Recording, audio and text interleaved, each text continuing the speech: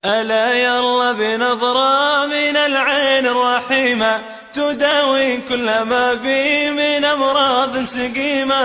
ألا يلا بنظرة من العين الرحيمة تداوي كل ما بي من أمراض سقيمة. بسم الله الرحمن الرحيم. السلام عليكم ورحمة الله وبركاته. الحمد لله والصلاة والسلام على رسول الله سيدنا محمد بن عبد الله وعلى آله وصحبه ومن والاه. أما بعد،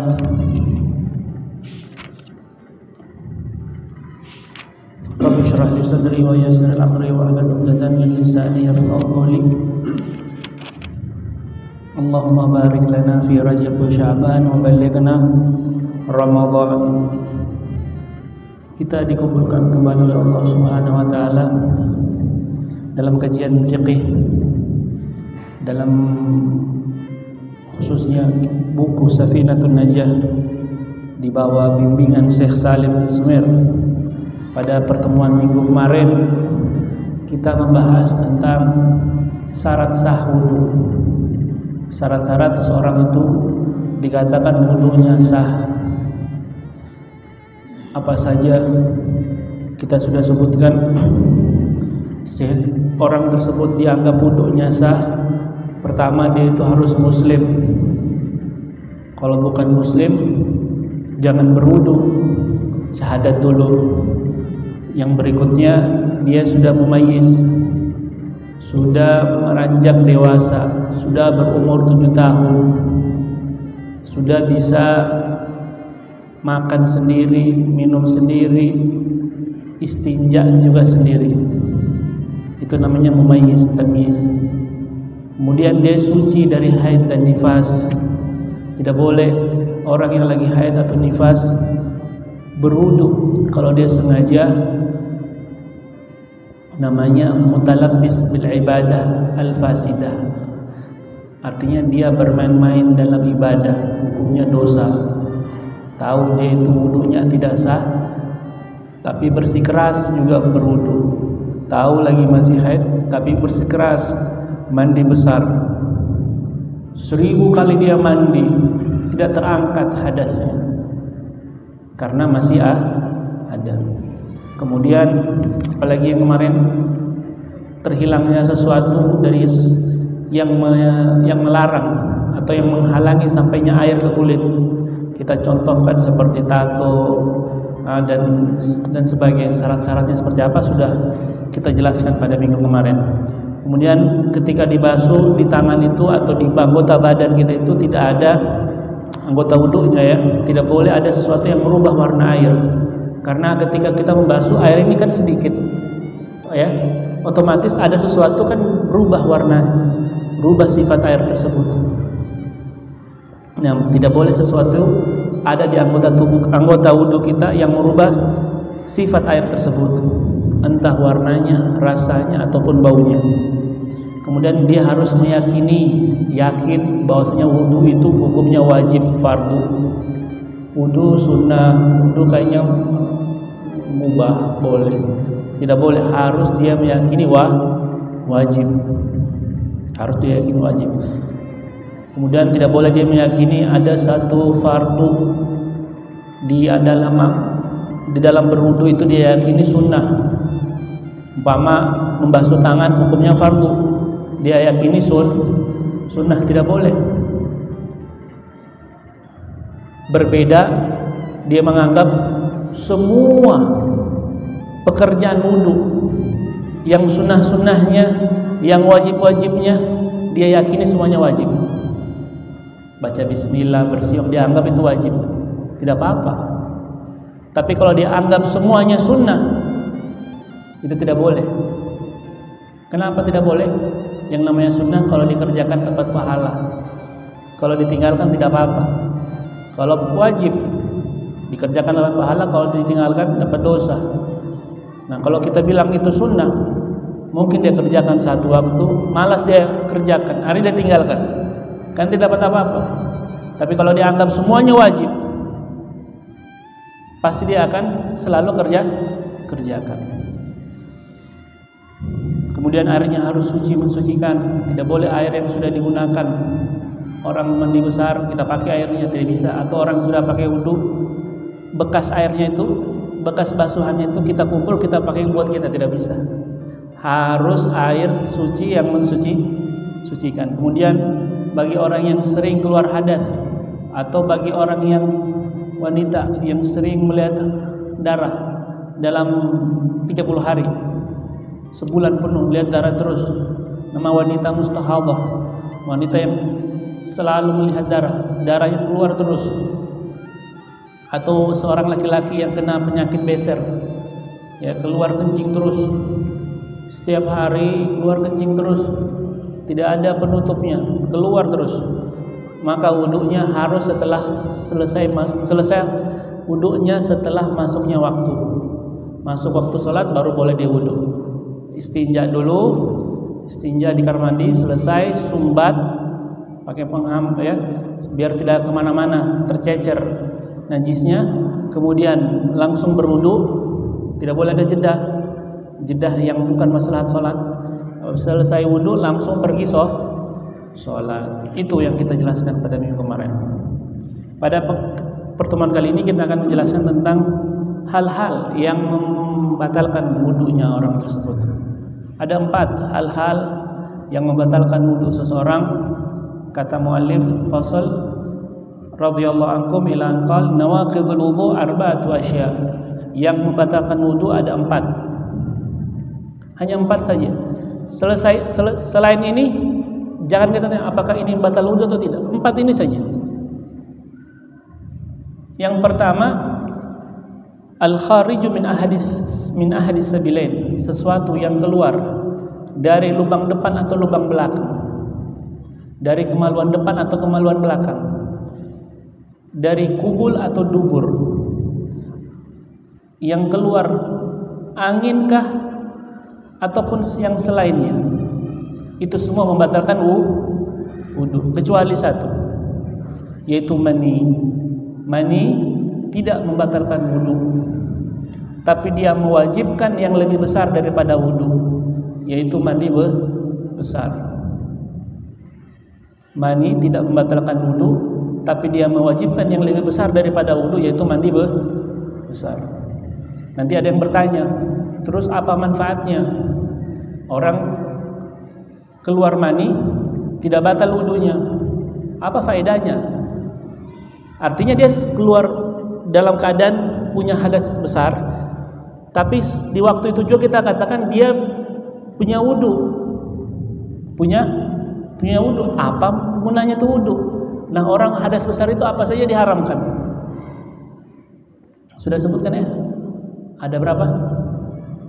Ada 6 ya, yang diharamkan bagi orang yang punya hadas besar. Tidak boleh menyentuh Quran, ya, tidak boleh nyentuh Quran, ya. Begitu pula baca Quran. Lah terus apa gunanya ini? Tidak boleh sholat. Ada kata ulama manfaatnya. Contoh, dia bernazar. Dia nazar, kalau saya tidur ini batal wudhu saya, maka saya traktir kau bakso. Nazarnya begitu. Kalau saya tidur ini batal wudhu saya, maka saya traktir kau bakso. Tidur dia dengan posisi duduk rata di atas permukaan sejajar. Tidur, mimpi basah. Mimpi basah. Batal wudhunya? Tidak. Berarti dia tidak wajib traktir tidak wajib traktir bakso.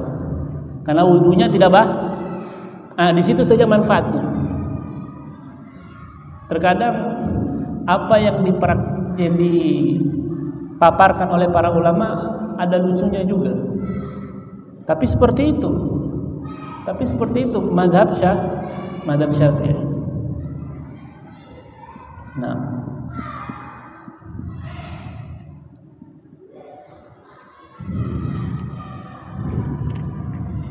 yang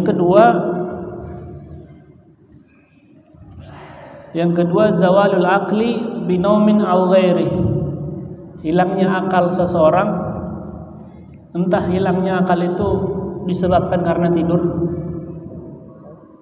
ataupun selain tidur.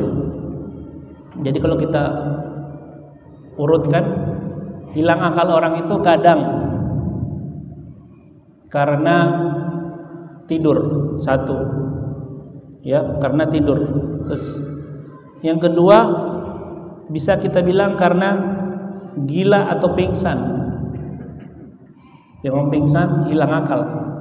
Begitu pula orang yang kerasukan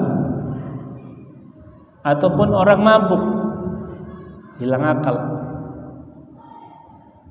Nah, jadi orang yang paling rendah dulu ya, yang paling tinggi orang gila yang menghilang akal, kemudian orang bisa kita masukkan mabuk di dalamnya, kemudian orang pingsan atau orang kerasukan, dan yang terakhir orang tidur. Itu semua orang-orang yang kehilangan akal.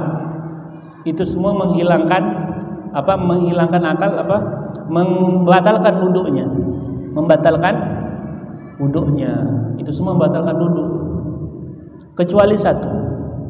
Kecuali tidurnya orang yang duduk. Duduk bagaimana? Yang mana bokong belakangnya itu sejajar dan rapat kepada permukaan dataran bumi. Jadi tidak rapat seperti ini. Ini kalau dia tidur tidak batal wudunya. Ulama Syafi'i ini mengambil dalil dari perilaku para sahabat saking lamanya menunggu Nabi sallallahu alaihi wasallam salat Isya. Mereka sampai dikatakan di dalam riwayat kepalanya sampai nunduk-nunduk. Artinya tidur. Ketika Rasulullah datang, mereka langsung berdiri, langsung mendirikan sholat, tanpa Rasulullah memerintahkan mereka untuk mengulangi wudhunya. Artinya, kata ulama Syafi'i menunjukkan bahwasanya tidur yang seperti itu tidak membatalkan wudhu. Dan orang tidur itu, kata Nabi sallallahu alaihi wasallam, an-naum wika'us sah. Tidur itu seperti ada ikatan. Kalau kita tidur, ya, kemaluan kita itu kayak terbuka, terlepas ikatannya. Nabi sallallahu alaihi wasallam ditanya, Rasulullah, apakah engkau tidur? Apakah kau hilang akal juga? Maksudnya seperti itu. Apa Nabi sallallahu alaihi wasallam jawab? Ainaya tanaman wala tanama qalbi. Mataku tertutup tapi hatiku tidak pernah tidur. Nabi tidur tapi hatinya tidak pernah, artinya tidak pernah hilang akal. Nah,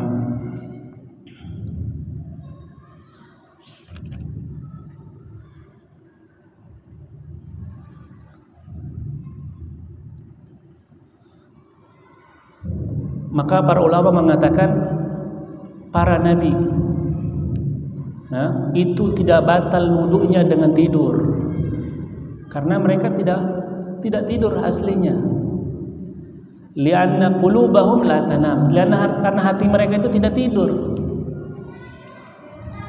Dan juga pingsan, para nabi juga tidak ada pingsan, karena pingsan itu suatu aib untuk kekurangan bagi seorang nabi kalau ada nabi yang pingsan.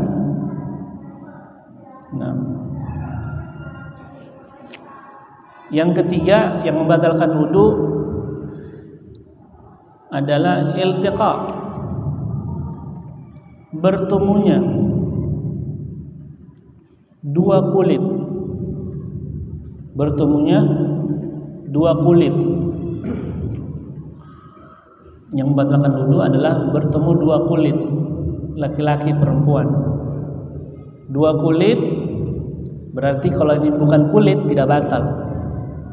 Laki-laki nyentuh rambutnya perempuan batal tidak? Tidak batal. Nyentuh kukunya perempuan atau istrinya Tidak batal karena bukan ku nyentuh giginya. Batal tidak? Tidak batal. Karena bukan ku nyentuh matanya. Jangan. Karena tidak intinya bukan kulit. Bertemunya dua kulit. Laki-laki dan perempuan. Kalau laki-laki sama laki-laki tidak batal. Laki-laki sama laki-laki tidak batal, perempuan sama perempuan tidak harus laki-laki dan perempuan. Itu yang kedua. Yang ketiga, kabirain, sudah besar, dalam kurung sudah meranjak dewasa, sudah memiliki syahwat. Kalau dipandang ada syahwat karena sudah meranjak dewasa. Nyentuh batal. Kenapa? Masih kecil. Oh, masih kecil berarti tidak batal. Kalau masih kecil tidak batal. Tapi kalau sudah besar dan orang yang punya akal sehat, kalau lihat dia itu orang normal ya, bukan orang sakit. Orang sakit, orang kecil aja dia lah syahwat. Bukan orang sehat. Orang sehat lihat, oh ini besar. Tapi kalau orang sakit, anak SD aja dia bilang sudah syahwat lihat anak SD. Nah, harus orang yang berakal, yang sehat pandangannya. Nah, kabirin, ajnabiyin. Yang keempat, bukan mahram, orang lain. Bukan mahram. Kalau mahram tidak batal. Tapi yang bukan mahram batal. Orang ajnabiyah. Dua-duanya orang asing. Nah, seperti apa? Istri orang asing bukan? Orang asing. Batal wudunya. Tapi boleh berkhalwat sama istri. Boleh bersenggama karena itu tidak diharam, itu dihalalkan malah. Yang membatalkan, tapi hukum wudu tetap batal, tapi wudu tetap batal. Dan ulama Syafi'iyah luar biasa. Mereka ambil dalil dari Al-Qur'an, aulamastumun nisa. Imam Malik, Imam Abu Hanifah juga mengambil dalil yang sama, aulamastumun nisa. Hanya saja Imam Syafi'i bilang lamastum itu bersentuhan. Dia menafsirkan kalimat lamastum dengan bukti dalil dari hadis Nabi Sallallahu Alaihi Wasallam bahwasanya Nabi juga pernah mengatakan lamastum dengan makna bersentuhan, bukan bersenggama. Ulama lain bilang tidak batal sentuh dengan perempuan, entah kita syahwat atau tidak. Yang batal itu kalau kita bersenggama dengan mereka, batal. Makanya Imam Hanafi, ya, mazhab Hanafi itu nyentuh perempuan syahwat atau tidak batal wudunya. Nah, ini boleh kalau orang-orang lagi tawaf, ya, umroh, amin, boleh pakai mazhab Abu Hanifah atau mazhab Imam Malik juga lebih lumayan. Kalau syahwat batal, tidak syahwat tidak batal. Tapi harus ikut syarat-syarat dan cara wudu mazhab mereka itu juga. Jangan kita wudu pakai mazhab Syafi'i, bilangnya ikut Imam Malik atau Imam Abu Hanifah. Nanti di hari kiamat tanya, ente wudu pakai wudunya siapa? Wudu antum, Imam Syafi'i. Ana tidak bilang begitu wudu ana. Wudu ana itu ya mualah sunnah, ya kan? Imam Malik bilang ana ikut. Ya, kita bilang pakai Imam Malik. Imam Malik bilang mualah menggosok itu wajib. Kalau tidak gosok, kalau cuma gini-gini, itu sunnah dalam mazhab Syafi'i. Nah, jadi harus mempraktekkan dengan mazhab mereka juga biar tidak terjadi namanya talfik, membuat mazhab baru. Tidak dikatakan dua mazhab. Imam Malik tidak bilang begitu, Imam Syafi'i juga bilang bukan mazhab saya seperti itu. Namanya talfik. Nah. Yang terakhir, tanpa adanya penghalang atau pembatas, walaupun tipis. Kalau ada pembatas tidak batal. kain, kita kelihatan kulit kita dengan kain itu, kelihatan. Tapi ada pembatas, penghalang, tidak batal wudu. Nah, jadi kalau kita lihat ada 5 syarat ya, dikumpulkan dalam satu syarat di Safinatun Najah, bertemunya 2 kulit, lelaki perempuan, sudah dua-duanya besar. Nah, kalau satunya kecil tidak bisa, tidak batal, harus dua-duanya besar. Ajnabiyah, dua-duanya bukan mahram, tanpa adanya penghalang. Itu. Yang terakhir, masku qubulil adami au halaqati duburihi bi batnir raha. Menyentuh kemaluan Bani Adam, depan atau belakang. Menyentuh kemaluan anak Adam, depan atau belakang, dengan apa? Perut jemari, dengan perut jemari telapak tangan. Kalau kita tahunya itu perut jemari atau telapak tangan itu, sekiranya kalau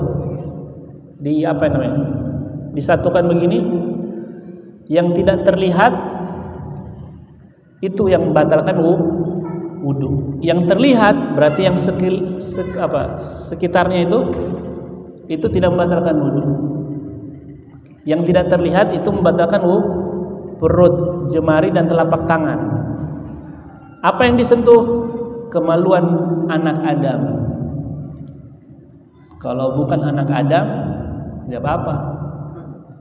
Kemaluan kambing, makan telur kambing tidak batal. Tidak batal wudu, karena bukan anak Adam. Mohon maaf, anak Adam yang dimaksud dengan kemaluannya itu adalah batangnya. Adapun rambut dan testisnya itu tidak batal. Itu tidak batal. Hanya batangnya yang batalkan wudu.